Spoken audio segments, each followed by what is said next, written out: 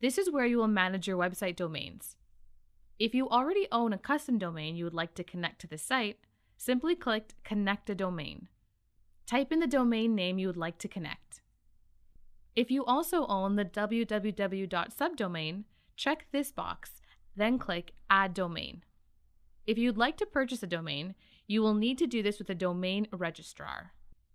Next, you will need to log in to your domain registrar and update the DNS records to point to Website Pro.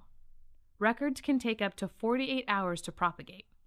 Website Pro will show the new domain as pending while it verifies the DNS records are correct. Website Pro will then notify you automatically when your DNS records have been successfully connected to your Website Pro site. Once a domain is connected, you can select it to be the primary domain. Simply find the domain in the list and expand the options menu on the right side. Then click Make Primary.